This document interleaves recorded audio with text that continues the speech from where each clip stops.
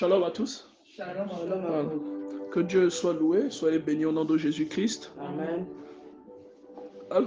Alors, le thème d'aujourd'hui, c'est l'ouvrier du salut. Est-ce que quelqu'un peut dire avec moi l'ouvrier du salut? L'ouvrier du salut. Bon, il y a quelqu'un qui va se demander, mais l'ouvrier du salut, là, c'est quoi? C'est très simple. Il vous suffit d'analyser le mot ouvrier. Vous savez ce que c'est qu'un ouvrier? C'est un travailleur. D'accord? C'est quelqu'un qui accomplit un ouvrage. Et le salut, nous savons ce que c'est. Ce n'est pas le salut du bonjour, mais c'est le salut du fait d'être sauvé. Ce qu'on appelle en anglais salvation. C'est le fait d'être sauvé. C'est le fait de recevoir la vie. Donc l'ouvrier du salut, c'est ça. Et je voulais commencer ce partage en précisant d'abord une chose. Je voulais que chacun de nous se pose la question de savoir pourquoi Dieu investit les gens. J'aimerais que tu te poses cette question. Alléluia. Amen. Est-ce que tu es avec moi ce soir? Amen. Voilà. J'aimerais que quelqu'un se demande pourquoi Dieu investit les gens. Parce qu'il y a des gens qui sont nés avec toi qui ne sont pas comme toi. Il y a des gens qui sont nés avec toi qui n'ont pas les capacités spirituelles que tu as. Amen. Quelqu'un comprend ça? Amen. Imaginez un seul instant, un arbre, on vous donne un noyau, le noyau d'un avocatier. On vous donne le noyau d'un avocat. Vous savez qu'en le plantant, vous aurez un avocatier. Mais bizarrement, lorsque cet avocatier pousse, il ne porte jamais de fruits. C'est frustrant. Vous allez vous demander, bon, à quoi il sert? Parfois même pire, vous pensez avoir planté un avocatier, mais quand il pousse, même les feuilles, ce n'est pas les feuilles d'un avocatier. Vous dites, mais c'est quel arbre que j'ai planté? Vous ne connaissez même pas de quel arbre il s'agit. Et il y a beaucoup parmi nous qui sont dans cette situation. Et Dieu ne fait jamais d'erreur. Normalement, tout ce que Dieu... C'est-à-dire, puisque tout ce qui existe grâce à Dieu. La Bible le dit dans le livre de Colossiens, au chapitre 1. Je crois qu'à partir du verset 15, on commence à parler du Seigneur Jésus-Christ comme étant l'image de Dieu. Et on explique que tout ce qui existe grâce à lui. Tout ce qui existe, tout ce que nous voyons. Et la Bible précise même, hein, ce que nous voyons est quoi? Et ce que nous ne voyons pas. Chez les protestants, il y a un cantique, c'est ma bio, je crois. Tata Nzambi, c'est ma bio. Je sais pas. Si? C'est ma bio. Ça, c'est pour la soeur. Non, c'est un cantique protestant. Ngeyewa, c'est ma Monikanga. Voilà. En fait, c'est des chansons qu'on écoutait quand on était petit, mais on ne comprenait pas vraiment la portée. Elle a fait juste une reprise. On ne comprenait pas la portée. Tout ce qui existe, j'aimerais qu'on ouvre nos Bibles dans le livre de Colossiens, au chapitre 1. On va ouvrir Colossiens. Je vais lire ça au chapitre 1. Je vais lire à partir du verset 15. La Bible dit, il est l'image, en parlant de Jésus-Christ, il est l'image du Dieu invisible, le premier-né de toute la création. Et verset 16, car en lui, donc en Jésus, ont été créées toutes les choses qui sont dans les cieux, sur la terre, les visibles et les invisibles. Ce n'est pas parce que tu ne vois pas une chose que la chose là n'existe pas. Alléluia. Amen. Ce n'est pas parce que tu ne vois pas une chose que la chose là n'existe pas. Même ce qu'il y a en toi, il y a des choses en toi que tu ne vois pas, mais Dieu sait qu'il a déposé cette chose-là en toi. Mais toi, tu ne vois pas la chose. Mais le Créateur sait qu'il a déposé la chose en toi. Donc ce n'est pas parce qu'une chose n'est pas visible qu'elle n'existe pas. Parce que quand tu lis la Bible, Colossiens chapitre 1, verset 16 te dit que tout a été créé par lui. Et on dit celles qui sont visibles et celles qui sont invisibles. Donc tout ce qu'on crée n'est pas forcément visible à l'œil nu. Il y a des choses que l'on crée, que Dieu a créées, mais que nous ne voyons pas. Nous sommes conscients de l'existence des arbres parce que les arbres répondent à une logique humaine, à une logique physique, ou on va dire une logique terrestre.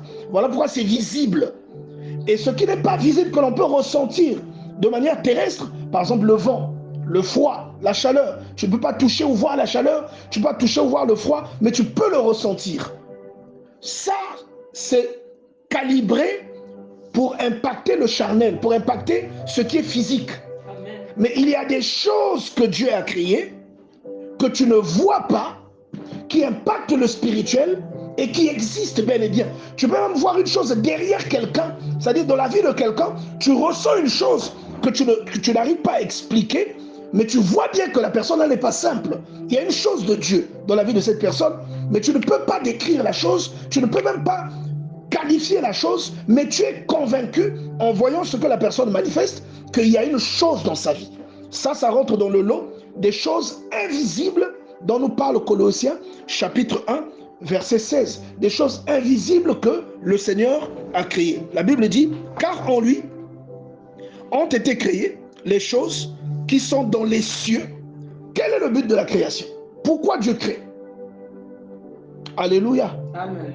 Donc je vais vous encourager, vous avez vos Bibles, vous avez un stylo, notez ce que je cite, mais essayez de ne pas lire au même moment que moi, sinon vous n'allez pas m'écouter. Si vous lisez pendant que je parle, votre attention sera sur votre lecture. Moi, je veux que vous m'écoutiez d'abord et vous allez méditer une fois à la maison. Quel est le but pour lequel Dieu crée? Quel est le but pour lequel, par exemple, vous avez des cheveux? Quel est le but? Dieu a créé chaque chose pour un but. La Bible dit Dieu a créé chaque chose pour un but. Même l'ennemi pour le jour du malheur, ou le malin pour le jour du malheur. Alléluia. Tout ce que Dieu a créé a un but. On va aller dans le livre. On va aller dans le livre des Proverbes. On va aller dans le livre des Proverbes. Proverbes chapitre 16, verset 4. Je vais lire. Je prends tout mon temps parce que ce thème, nous allons le poursuivre samedi. Il faut vraiment que chacun comprenne. En fait, c'est un péché lorsque tu as reçu quelque chose de Dieu et que cette chose-là ne sauve pas des gens. Quand je dis sauve, je ne dis pas qu'il faut aller à la maternité pour aller sauver, ou il faut aller en chirurgie pour aller sauver ceux qui meurent. Ce n'est pas ce que je dis. Mais je dis que Dieu a donné à chacun sa compétence. Chacun donne une compétence. Si toi, ta compétence, c'est les songes, tu dois veiller sur cette compétence-là. Tu dois veiller sur ce don. Pourquoi? Parce que Dieu ne te l'a pas donné pour rien. Dieu te l'a donné pour que les gens en bénéficient. La Bible dit que celui qui arrose sera quoi? Arrosé. Deux fois, on attend de l'eau qui ne vient pas. Pourquoi? Parce qu'on n'arrose pas les autres. Mais on peut penser que Dieu ne nous aime pas. Est-ce que vous comprenez? Tu sais, il y a des prières mitraillettes que tu fais. Si tu servais Dieu avec ce qu'il t'a donné, parfois tu n'aurais pas besoin de faire ces prières-là. Je vous donne tellement de témoignages ici. Il y a des fois une situation. Tu pries pendant quelques secondes seulement. Dieu résout la situation. Mais pourquoi? Tout à l'heure, on parlait à la sœur Inès. Il y a même un pasteur qui m'a un peu attaqué, qui m'a un peu provoqué. Mais je parlais à la sœur Inès en prenant l'exemple de ce prédicateur. Ils se sont retrouvés au Brésil. Et je crois que vous le connaissez. Le prédicateur, on l'appelle le général Kamdem. Il était au Brésil. C'est un Camerounais. Et il était en jeûne le jour de la prédication. Il jeûnait ce jour-là pour ne pas taper à côté. Et il a trouvé un Américain qui était là, relax, débardeur, ce qu'on appelle vulgairement cinglé, culotte. Pendant que les autres hommes de Dieu étaient dans le jeûne de la méditation, lui, il était au bar, en train de regarder le match. Quand je dis bar, je ne dis pas qu'il buvait de l'alcool.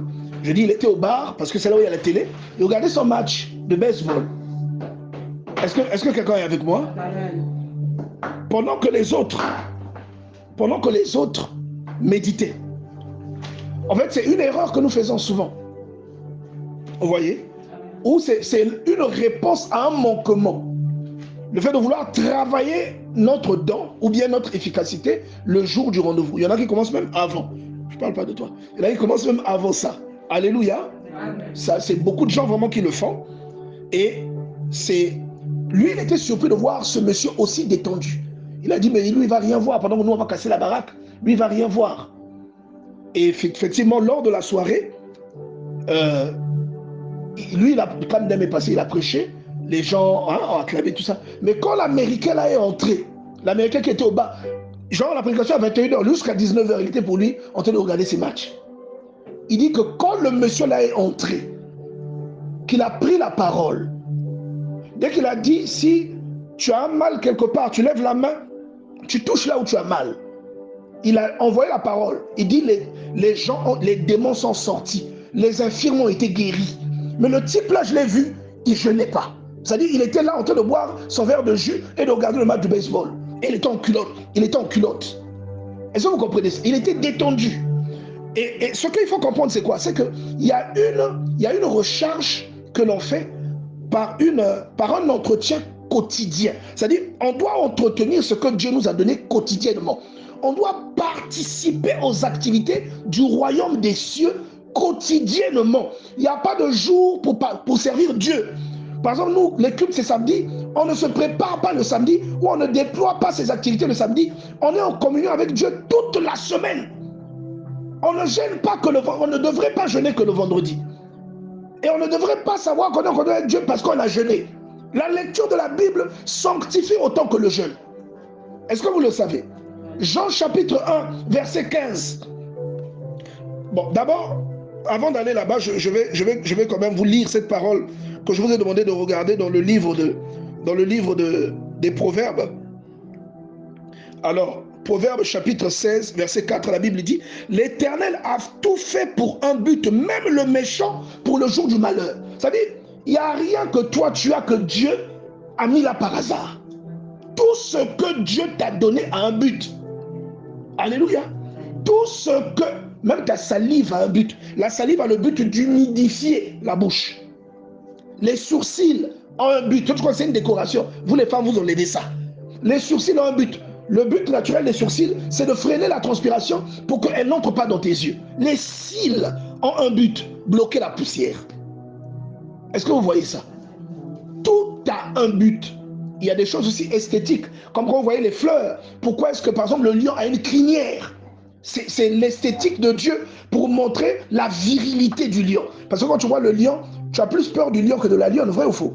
Même si en théorie, la lionne aussi va te dévorer. Mais tu es plus intimidé ou tu veux plus te représenter derrière l'image d'un lion que derrière l'image d'une lionne. Pourquoi? Parce que la crinière du lion lui donne l'apparence de virilité. Vrai ou faux?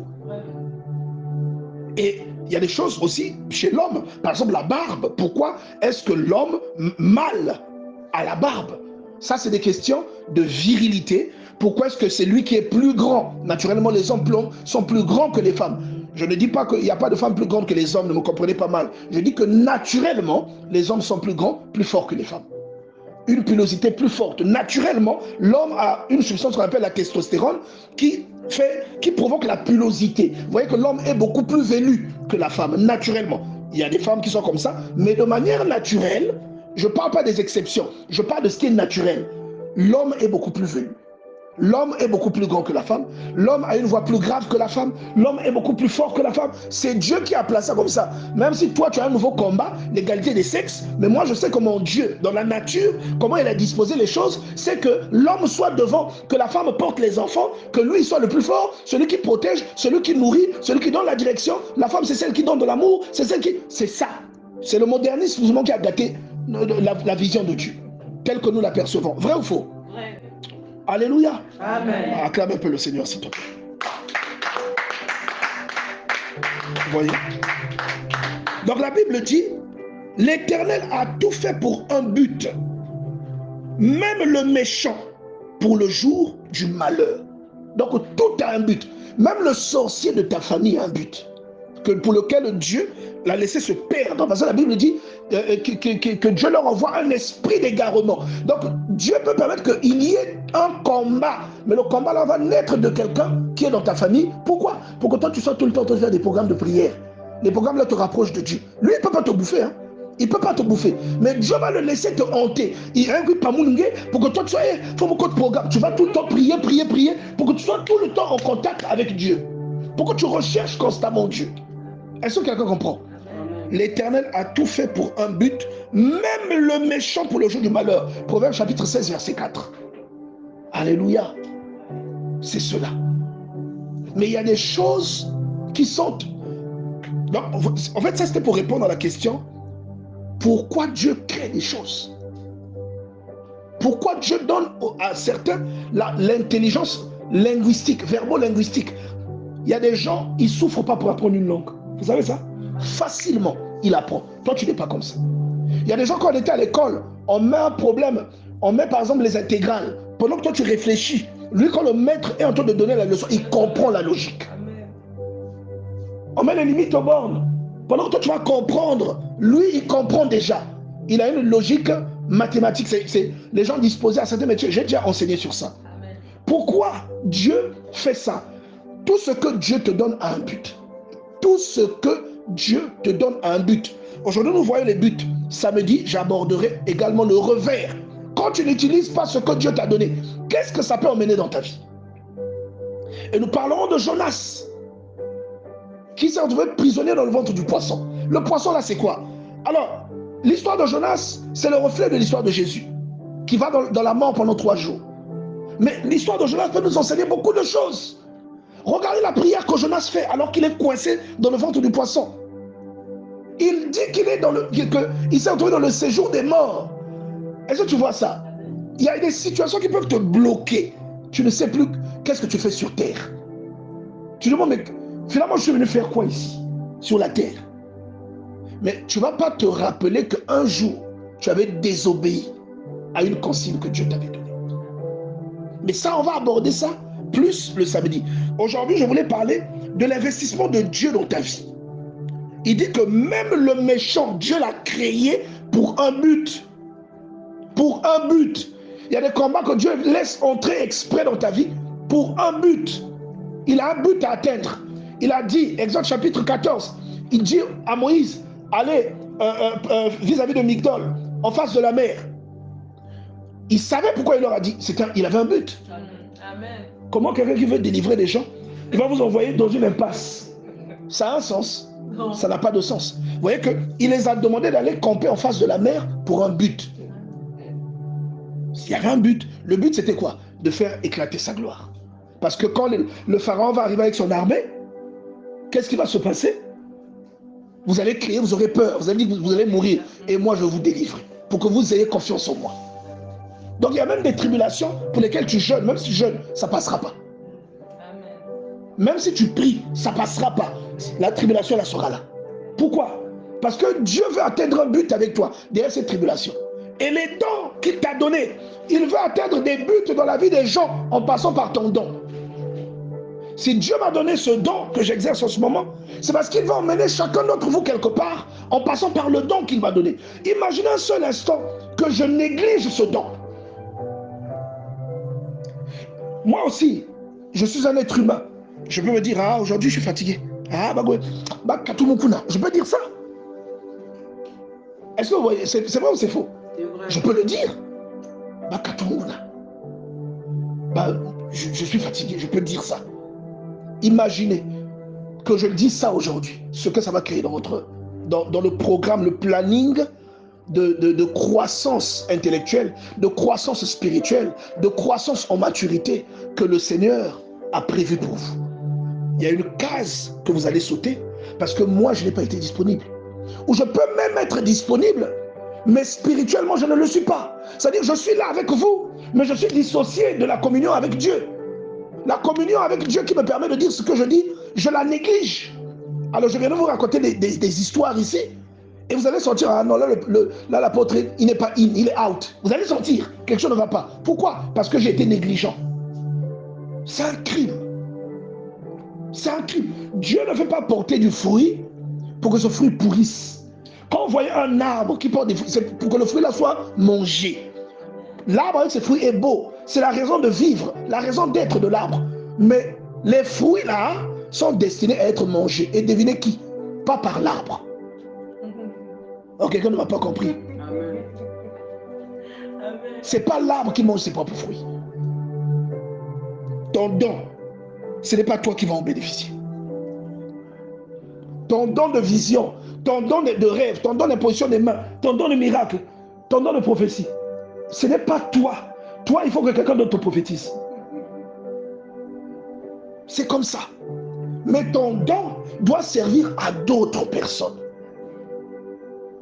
C'est pour ça que Dieu te l'a donné. Est-ce que quelqu'un comprend ce que je dis? Vous savez, je n'allais pas... Aujourd'hui, c'est Pasteur Priscilla qui allait prêcher. J'ai eu une forte conviction de parler, d'aborder ce thème. Moi, je vais prêcher que le samedi. Mais pendant que je savais qu'elle préparait sa prédication, je lui ai écrit. Je vous ai même écrit à vous tous avant de l'avertir que c'est moi qui allais prêcher. Ce que Dieu te donne, c'est ta particularité. Le don que Dieu te donne. Regarde.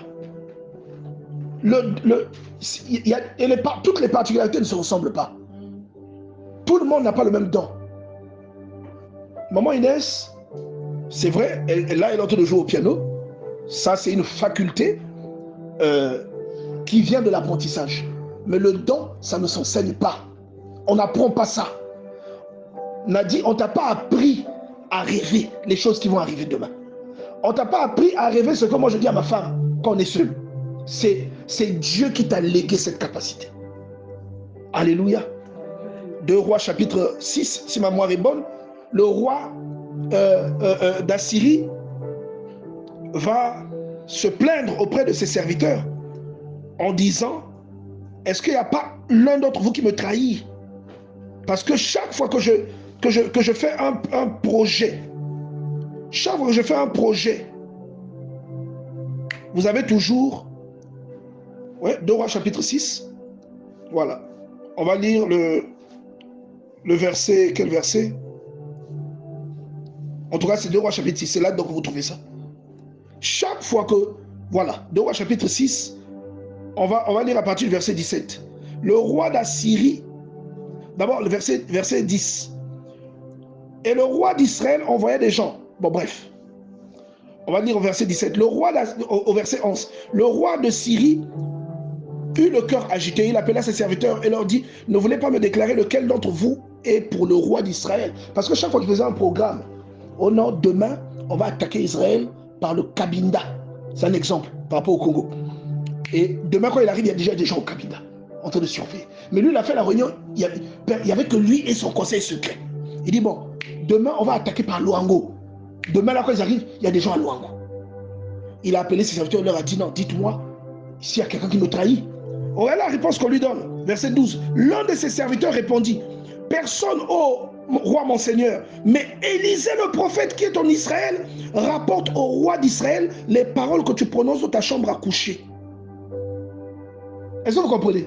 Amen. Donc, lui, lui, il est au Gabon, nous on est au Congo. Ce qu'il lui dit dans sa chambre, il y a un prophète qu'on appelle le prophète Nadi, qui dit au président de la République ce que le chef d'État de l'autre côté là est en train de planifier. Ça ne s'apprend pas. Ce n'est pas de l'espionnage, ce n'est pas de la psychologie.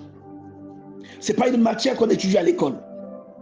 Mais c'est une faculté que Dieu donne naturellement à quelqu'un. La question que tu dois me poser, pourquoi Dieu t'a donné ça? Parce que pour toi, tu as mis de la poche. Quand je dis tu as mis de la poche, là, c'est quoi? Soit tu fais que la moitié, soit tu fais ça avec négligence, soit tu fais ça quand tu veux, soit tu fais ça quand tu es content. Quand tu n'es pas content, tu ne fais pas. Si le message de quelqu'un que tu es fâché, le message là, tu vas avaler. Soit quand tu devrais prier pour quelqu'un, tu es fâché, la prière là, tu ne la feras pas. Donc tu fais ça avec négligence.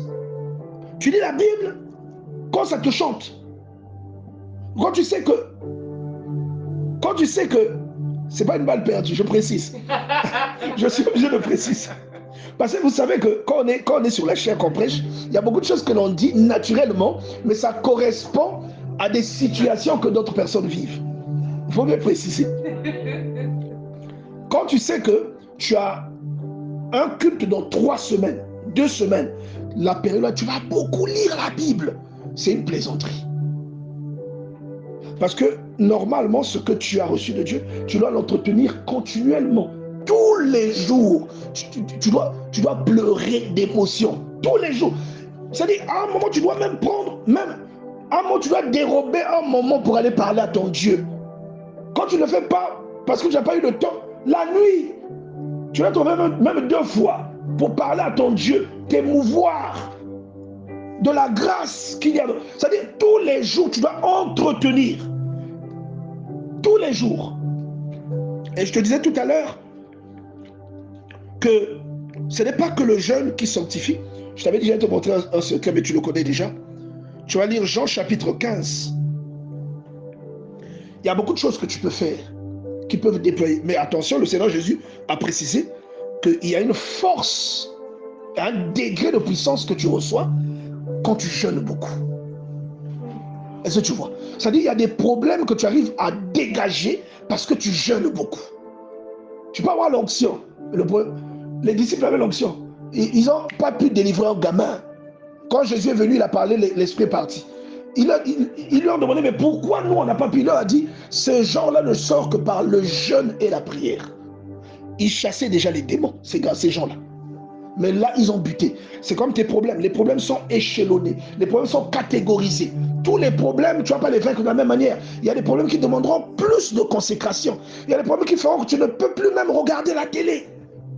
Il y a des problèmes qui feront que tu ne peux plus parler avec n'importe qui. Tu ne peux plus dire, je ne sais pas si tu comprends. Il y a des problèmes comme ça où tu dois te consacrer pleinement. Tu dois prendre un temps, une retraite pour renverser les murs. Et la plupart des murs tombent comme ça. Je me rappelle avec l'apôtre Charlie, on est rentré dans un programme pendant 3 mois.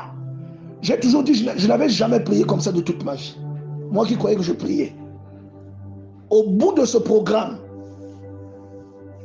avant même qu'il ne me consacre, il m'a dit que après que la consécration ait eu lieu et qu'il sera parti, nous allons constater dans la famille un changement. Et pourtant, on pensait que tout allait bien. On ne mourrait pas de faim. À l'école, tout se passait bien. Tout se passait bien. Mais il a dit que les prières qu'on a fait là, sont en train Dieu est en train de... Il y avait des blocs qui avaient bloqué des choses et Dieu les a écartés. Deux fois, il faut faire des programmes. Deux fois, il faut plonger dans un programme. Une semaine, tu ne manges pas. Tu vois un peu? Une semaine, tu vas boire du thé ou bien du jus. Deux fois, il faut plonger pour briser les choses. Je vous dis ce que j'ai vécu. Je vous dis ce que je fais. Alléluia. Il y a un temps pour tout. Écrire chapitre 3, chapitre 1, verset 3 ou chapitre 3, verset 1. Je ne sais plus. Il y a un temps pour tout. 3, verset 1. Il y a un temps pour tout. Je vérifierai tout à l'heure. Il y a un temps pour tout. Un temps pour le repos. Il y a un temps pour tout. Alléluia. Il y a un temps pour naître et pour mourir. Il m'a dit que les blocs là sont en train de s'écarter. Il dit, quand je serai parti, tu verras le signe que Dieu te donne. 2 de tes sœurs vont se marier la même année. Ça s'est produit. Dès qu'il est parti, puisqu'il est parti, je crois, en décembre, l'année prochaine, là, ce qu'il avait dit, c'est produit. Il m'a dit, tu vas connaître une promotion. Ça s'est produit. C'est-à-dire tout ce qu'il m'avait dit. Mais c'est arrivé comment? Parce qu'on est rentré dans un temps de prière. Il y a des fois où tu penses que tout va bien, mais tout ne va pas bien. Il y a des fois où tu peux penser que tout va bien, mais tout ne va pas bien. C'est faux. Bakari catch. Des fois qu'en face d'un problème, tu dois te lever et prendre un problème. Regardez, la Bible dit, Jean chapitre 1, à partir du verset 3. C'est un autre secret que je te donne parce que l'exaucement vient par la pureté. N'est-ce pas? Ésaïe 59, c'est pas moi Rébonne. Non, la main de l'Éternel n'est pas 55, 59 59. La main de l'Éternel n'est pas courte, ni son oreille. Voilà. Il dit, mais ce sont vos fautes qui vous couvrent sa face. Vos péchés vos crimes qui couvrent sa face. Bon, je dis selon différentes versions. Vos péchés qui empêchent vos prières d'être exaucées. Maintenant, la compensation, là, nous l'avons en Jésus-Christ. Toi, tu peux dire, c'est facile. Non, je n'ai plus besoin de jeûner. J'ai Jésus-Christ. Est-ce que tu as Jésus-Christ? Est-ce que c'est vrai? Est-ce que c'est vrai que tu as dit? Paul avait Jésus-Christ, hein? Mais allez lire Galates chapitre 1. Allez lire le 2e livre de Corinthiens. Allez lire ce que Paul dit. Qu'il jeûnait beaucoup, mais il avait Christ. Avoir Christ, c'est tout ça. Avoir Christ, c'est vivre par la foi. N'est-ce pas? Non, tu dis, oh, j'ai Christ. Tu vas faire la débauche, j'ai Christ. Et tu es surpris que les résultats ne viennent pas.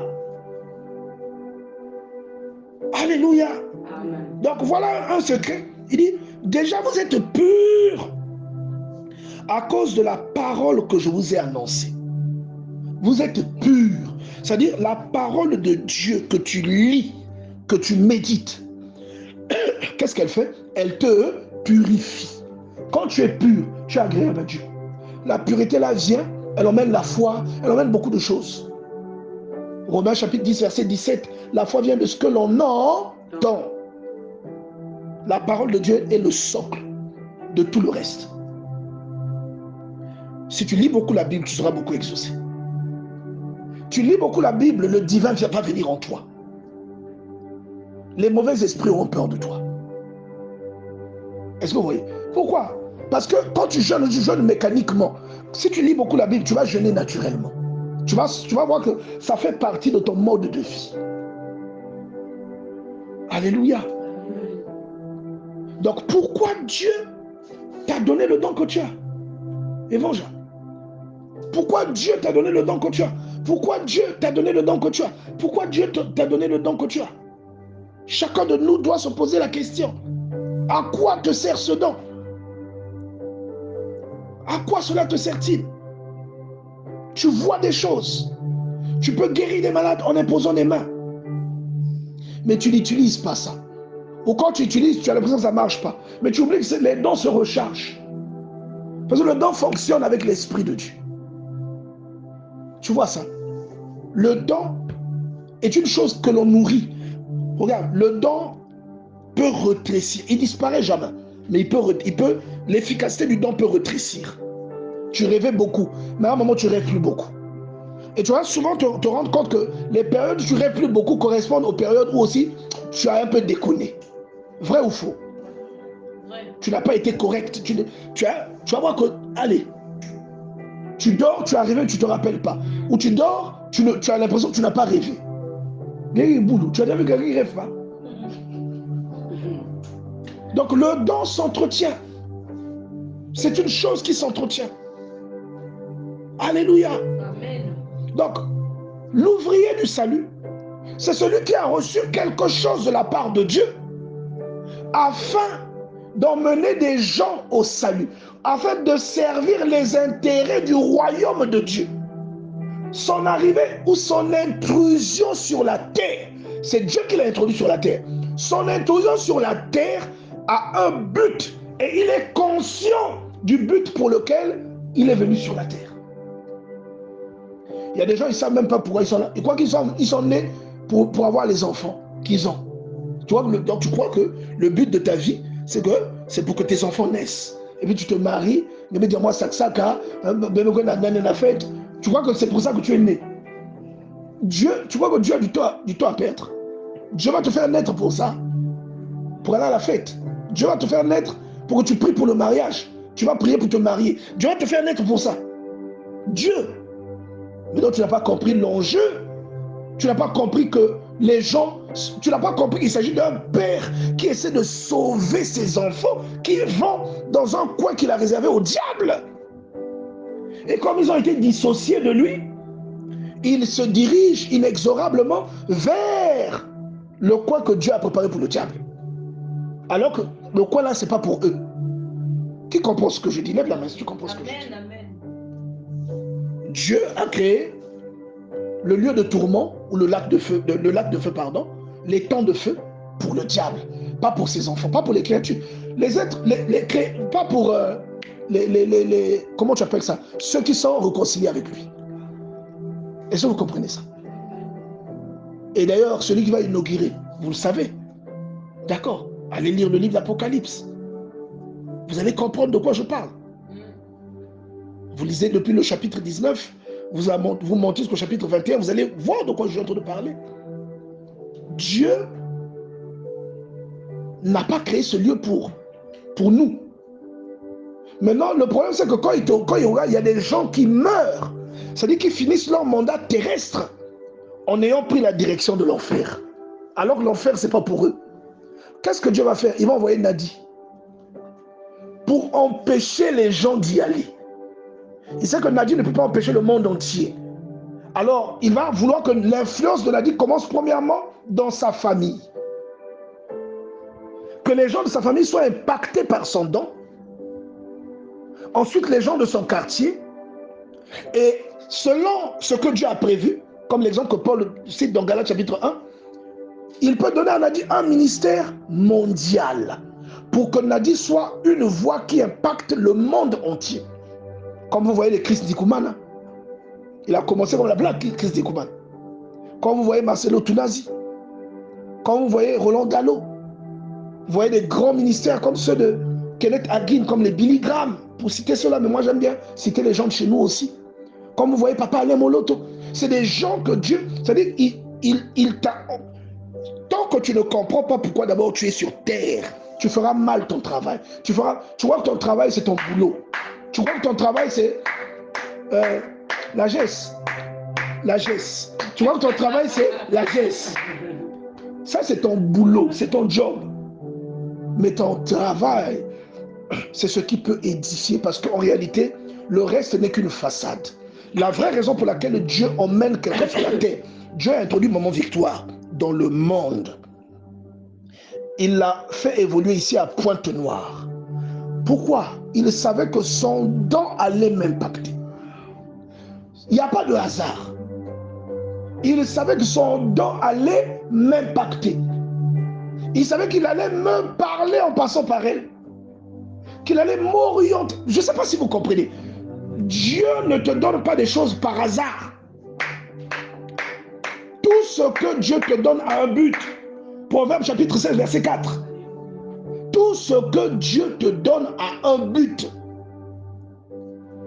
Et la première personne impactée, c'est toi. Parce que la première à comprendre ça, c'est toi. La prise de conscience emmène un impact sur le missionnaire. C'est la personne que Dieu a introduite sur terre doit d'abord prendre conscience de qui elle est. Tant que tu ne prends pas conscience, tu vas rester derrière. Alléluia. Tant que tu ne prends... Tu vas plutôt te réveiller. Prophète, tu vas faire ta pâte, tu fais tes beignets. Tu appelles un peu ton chéri. N'aimez qu'une journée. C'est pas pour ça que Dieu t'a envoyé. Ça, c'est secondaire. Regardez, il y a des gens qui ont de la priorité. C'est-à-dire, au sentier, moi j'appelle ça le sentier principal. Le sentier principal que Dieu a prévu pour eux. Des gens tels que Moïse, sa famille est passée au second plan.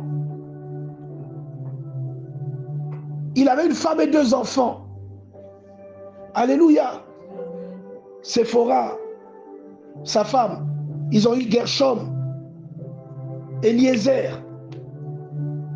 À ne pas confondre avec Éléazar, le fils de l'autre là. Voilà. Du sacrificateur Aaron.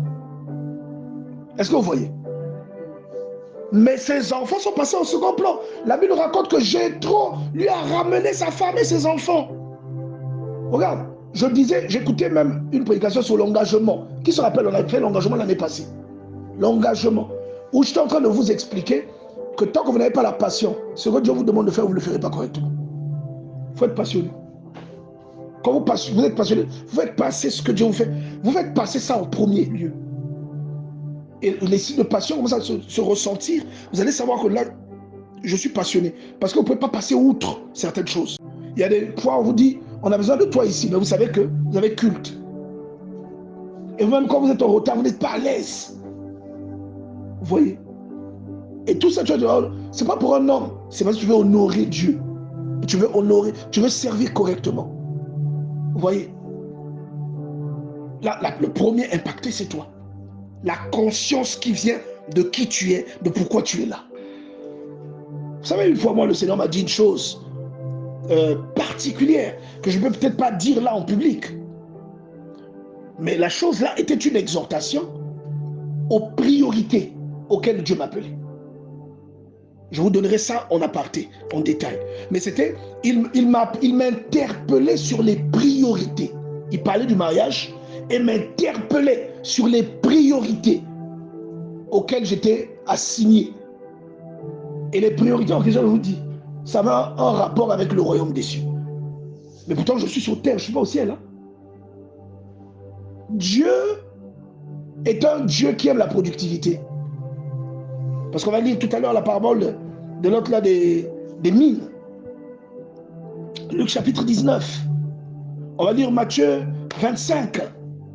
La parabole des talents. Vous allez voir. On va vraiment aller pas à pas. Dieu est un Dieu qui aime la productivité. Dieu n'aime pas la stérilité. Regarde, la stérilité est un dysfonctionnement. Est-ce que quelqu'un comprend ça? Je ne parle pas à quelqu'un qui ne met pas au monde. Je précise. Parce que quand on dit stérilité, tout le monde voit seulement parce qu'on ne met pas au monde. Non. Même un arbre qui ne produit pas, c'est un arbre stérile. Alléluia. Un employé qui n'arrive pas à faire des réalisations avec son salaire, son travail est stérile en fait.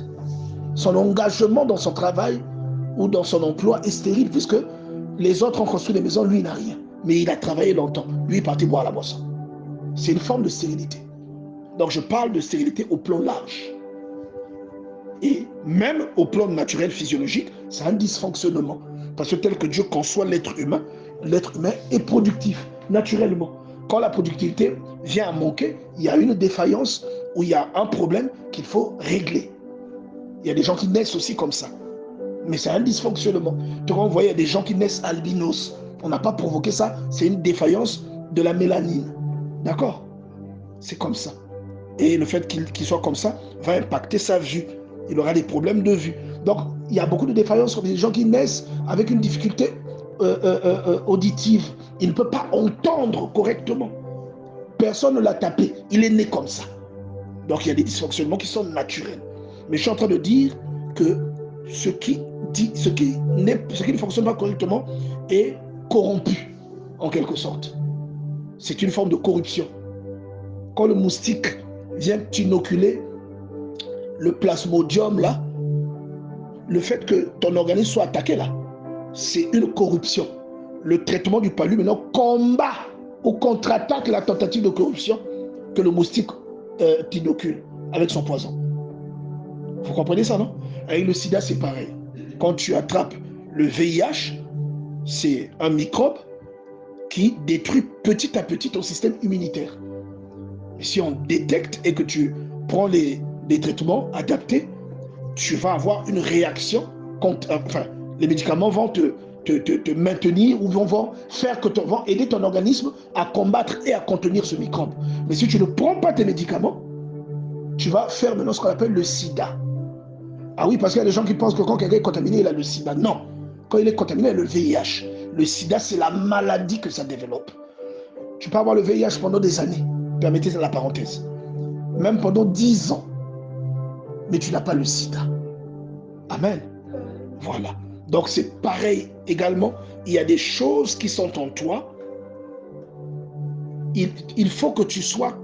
Donc il faut d'abord que toi tu sois impacté pour connaître la valeur de ces choses. Ou il faut que tu sois impacté pour connaître le revers du chemin que tu as pris. Tu as pris un chemin qui n'est pas bon. Si tu n'as pas d'impact de par la parole de Dieu, tu ne sauras pas que le chemin que tu as pris peut t'entraîner à la mort. Si tu n'es pas impacté, tu ne sauras pas, par exemple, que le fait d'avoir un don et de ne pas l'utiliser peut emmener le malheur dans ta vie.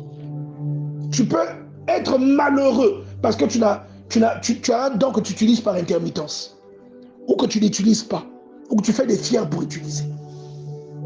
Le meilleur moyen d'être en accord avec Dieu, le meilleur moyen de recevoir un retour de Dieu, c'est d'exercer ce que Dieu a mis dans tes bras. C'est de déployer ce que Dieu a mis dans ton esprit. Alléluia. C'est pourquoi entretiens ça. La communion personnelle est la forme la plus efficace d'entretien de tout ce que Dieu t'appelle à déverser sur les autres. Et je vous ai dit tout à l'heure, celui qui arrose sera arrosé. Il y a des gens qui veulent être arrosés, mais ils n'arrosent pas les autres. Est-ce que c'est logique? Tu n'arroses pas les autres. Tu vas à Jérusalem en pèlerinage en espérant que Dieu va t'arroser. Dieu ne t'arrosera pas. Ce n'est pas Jérusalem qui va faire que tu sois arrosé. C'est le fait que tu arroses les autres avec ce que Dieu t'a donné. C'est ça. Qui comprend ça? C'est plus efficace même que la prière que tu vas faire, le bruit que tu vas faire quand tu parles à Dieu. Alléluia. Et là, vraiment, il faut que quelqu'un se réveille. Il faut que quelqu'un se réveille. Pour se dire, il faut que à un moment, tu te dises, bon, moi, il est clair que j'ai des signes qu'il y a quelque chose dans ma vie. Il est clair que quand je me concentre, je vois maintenant beaucoup de choses. Ça sert à quoi? Est-ce que ça doit me servir seulement à moi, ou bien est-ce que je dois prier davantage pour que la chose s'amplifie et que la chose serve aux gens? Il y a même des combats dans ta vie, en rapport avec ta famille, que Dieu laisse là, seulement pour que tu pries. Le but pour lequel tu vas prier, ce n'est pas pour que tu sois délivré. Toi, dans ton cœur, tu diras que je prie pour être délivré. Mais lui, il sait qu'il t'a déjà délivré. Il laisse le problème que tu pries, tu vas prier seulement pour que ton niveau croisse. Quelqu'un comprend ça? C'est-à-dire, regarde, ton sorcier là, il est petit devant Dieu. Ton sorcier là, il pourra rien te faire. Mais Dieu va te laisser même il va te laisser vivre ça. Pourquoi? Il a besoin que tu pries. Parce que la prière fait du bien aux dons que Dieu t'a donnés. Plus tu vas prier, plus ton don sera prépondérant. Plus tu vas prier, plus ton don va bénir les gens. Mais si on te dit prie à cause de ton don, tu ne prieras pas. Qu'est-ce que Dieu va faire? Il va laisser un problème. Ton enfant va tomber malade. Il sait que ton enfant est malade. Ah, ton enfant. Tu vas beaucoup prier pour ça. Ton petit-fils est malade. Pourquoi? Pour que l'enfant guérisse. Dieu avait déjà guéri l'enfant. Mais en réalité, il a voulu que tu rentres dans l'Ensoki pour que ton niveau croisse, ton niveau grandisse. Et que le don là devienne plus grand et plus utile aux gens. Alléluia. Donc tu dois te poser la question. Pourquoi Dieu t'a investi? Pourquoi? Il y avait des gens, Dieu t'a investi, il t'emmène jusqu'à la consécration. Mais tu ne sers pas Dieu. Et je vais te dire, aller à l'église, ce n'est pas servir Dieu. Parce que tu crois peut-être parce que tu viens à l'église, donc ça veut dire que tu sers Dieu. C'est faux. Tu sers Dieu avec le don qu'il t'a donné. Donc toi, tu dois identifier ton don, c'est quoi? Et ce qui sert Dieu, ce n'est pas ta présence à l'église. Ce qui sert Dieu, c'est ton don que Dieu t'a donné. Quand les autres profitent de ce don-là, c'est ça. Tu comprends ça? Amen. Tu peux le dire, bon, je vais quand même le faire. Tu n'as pas de communion personnelle. Tu viens prêcher, tu racontes des bobards quand tu prêches. Tu racontes même des hérésies quand tu prêches. Alors Dieu te dit, ah, j'ai prêché, hein.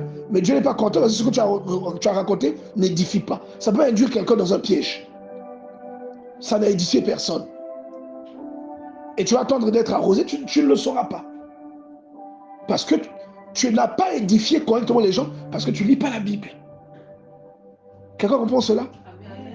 Normalement, Dieu veut passer par toi comme canal, un peu comme ce que Prof a dit, canal pour les messages du ministère. Vous êtes nombreux à faire des rêves, mais est-ce que vous faites les mêmes rêves que l'a dit? Non. Donc il est clair que Dieu l'a choisi pour être un canal. C'est même pas un débat. Maintenant, Dieu va maintenant la regarder. Donc comment elle entretient maintenant ce que Dieu lui a donné? Est-ce que c'est disponible? Dieu va maintenant voir, est-ce que c'est disponible? Donc tu vas arriver à la prière. Ah, mais Zimando Siango, hein, ça veut dire que c'est pas dispo. Et tu auras une affaire avec Dieu. C'est un peu comme si tu viens à la prière et moi je commence à tâtonner dans ce que je fais. C'est pareil. C'est pas parce que moi je prêche. Chacun a un don prépondérant. Je peux rêver, je peux prophétiser, je peux intercéder et que quelqu'un guérit, mais il y a un don toujours qui me distingue, qui se distingue même des autres dons que j'ai. Tout comme toi, tu peux prier pour ton enfant, il guérit, mais tu as un don. Le don là, quand tu dors, le Seigneur te parle toujours. Et lorsque tu dis ces choses-là, les gens les voient. C'est un don. Alléluia. Donc tout ce qui combat ton don, tu dois le mettre à l'écart. Tout ce qui challenge ton don, tu dois le mettre à l'écart. Et tu ne peux pas marchander le don. Tu ne peux pas appliquer ton don par rapport à comment les choses se passent dans ta vie. Oh, tout va bien. Là maintenant tu sers. Tout ne va pas bien, tu ne sers plus. Joseph est dans la prison. Il y a souvent des pièges comme ça. Hein. Joseph dans la prison. La prison, tu es content. Mais quand les gens sont venus pour solliciter son don, il a servi les gens avec son don. Ils lui ont raconté des rêves. Il a expliqué les rêves. C'est parce qu'il avait fait ça qu'un jour, il se retrouvait devant Pharaon. Parce que l'un des deux est mort, l'autre a été restauré, comme Joseph l'avait dit.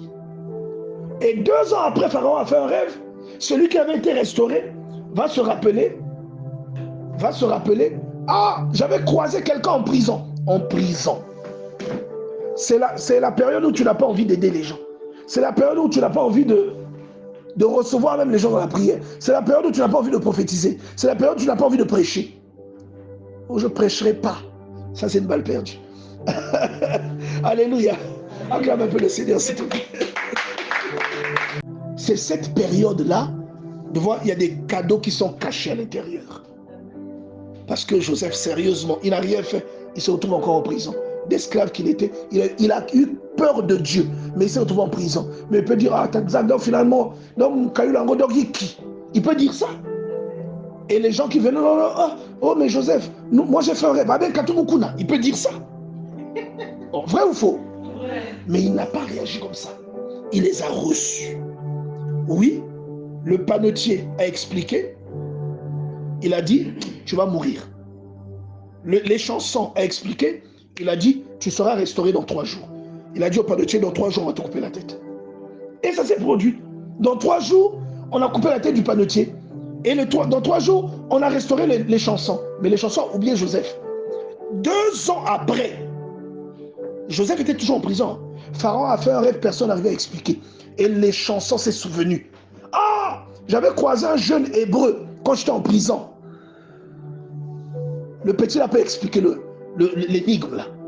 On a fait ça. Donc c'est parce que Joseph avait servi pendant la période difficile, la période de frustration, la période où toi, Lise, tu ne veux pas venir prêcher, la période où toi, Lise, tu ne veux pas faire le protocole. C'est là où Joseph a fait le protocole. Alléluia. Oui, merci. Deutéronome 8:2. Souviens-toi, tout le chemin que je te fais parcourir pendant ces 40 années pour t'éprouver et voir quelles étaient les dispositions de ton cœur et si tu garderais ou non mes commandements. Donc il y a des difficultés qui viennent. Alléluia, on acclame le Seigneur. Pardon. Tout ce que toi tu as retenu de ta difficulté, Dieu m'a abandonné. Ah, bête baïaï, c'est tout ce que toi tu as retenu. Mais je te dis que c'est une erreur grave. La Bible dit, un flot appelle un autre flot. Un flot appelle un autre flot. D'autres versions disent, la profondeur appelle la profondeur. Les choses que tu fais, quand elles sont positives, elles vont attirer des choses positives plus grandes. Quand elles sont négatives, elles vont creuser d'autres trous plus profonds. Est-ce que quelqu'un comprend ce que je dis? Les choses que tu fais, quand elles sont positives, elles attirent des grâces plus grandes. Quand elles sont négatives, elles creusent des trous plus profonds. C'est comme ça. La profondeur attire la profondeur. David dit, enfin les psaumes disent, toutes tes vagues passent sur moi. Donc j'aimerais vraiment que tu fasses attention à ce que tu fais pendant que tu es appelé à servir Dieu et l'époque ou la période que tu vis, les difficultés que tu traverses ne pèsent pas Dieu dans ta vie en fonction des conditions de vie que tu as. Dieu ne t'aime pas moins parce que tu as vécu un échec. Dieu ne t'aime pas moins parce que tu as vécu une difficulté. Dieu ne t'aime pas moins parce que tu es en train de vivre une injustice. C'est faux.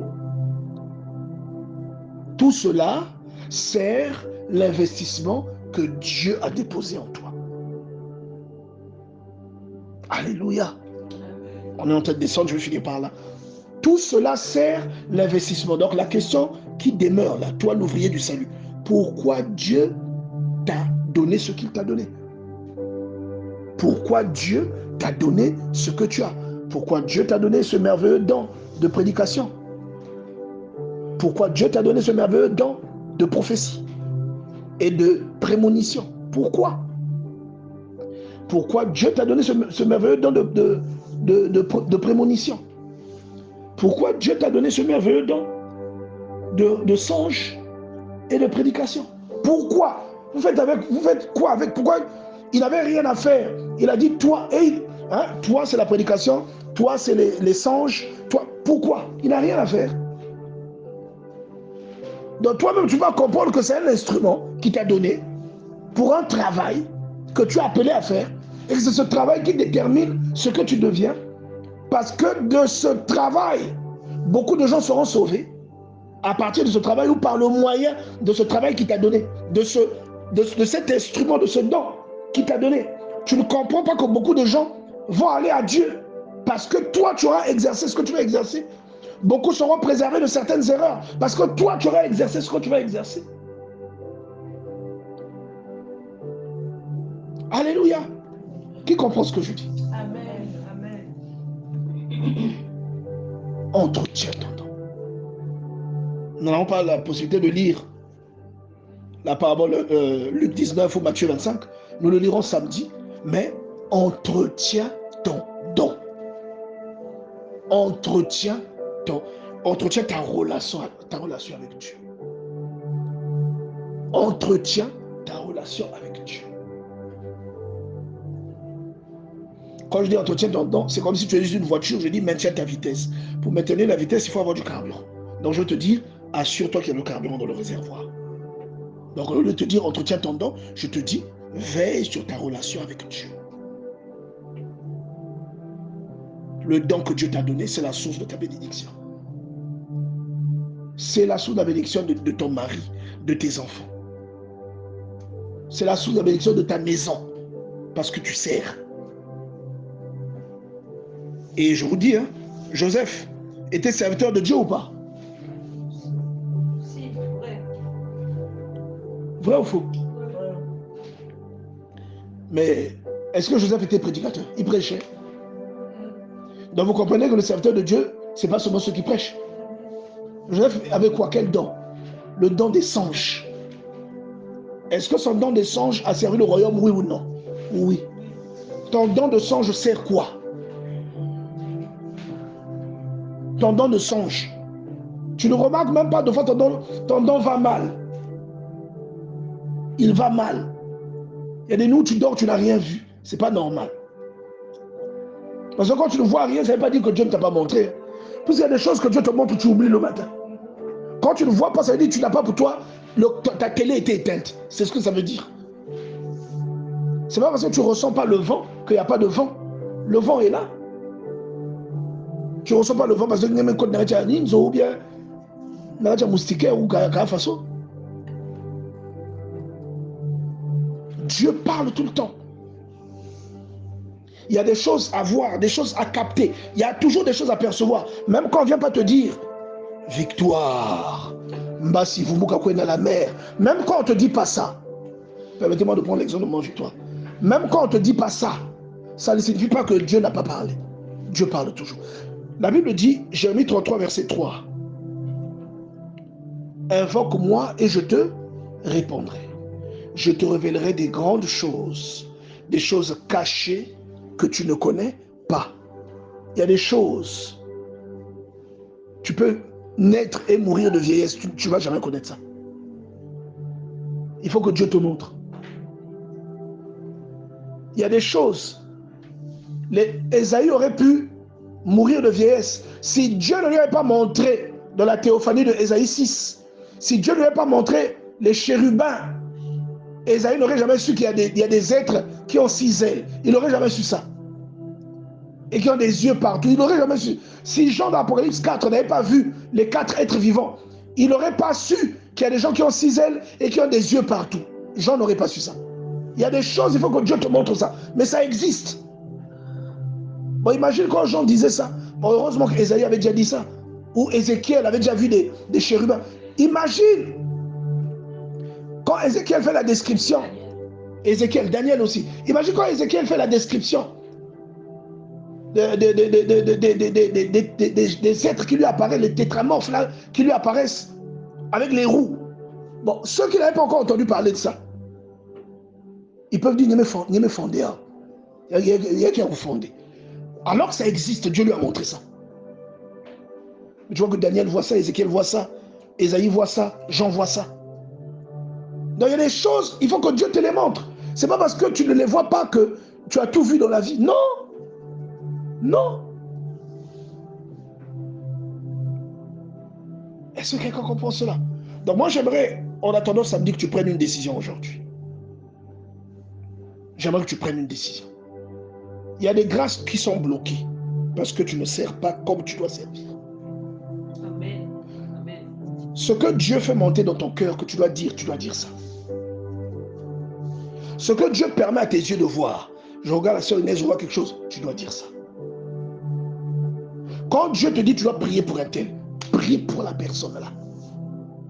Quand Dieu te dit demain tu dois jeûner, jeûne pour la personne. C'est-à-dire tout ce que Dieu te dit de faire, tu dois le faire. C'est comme les personnes qui ont la charge de soutenir les œuvres, non? Il y a des gens, même parmi vous, hein, c'est comme si on vous a puni. Qui voit ce que je veux dire? C'est comme si on va ça une punition. Il y en a, ça leur dit rien, hein? C'est pas leur problème. Mais il y en a vraiment, c'est comme si on t'a puni. Quand tu ne soutiens pas l'œuvre, tu n'es pas à l'aise. Vrai ou faux? Tu n'es pas à l'aise. Vous voyez ça? Est-ce que tu peux acclamer le Seigneur, s'il te plaît, là où tu es? Amen. Alléluia.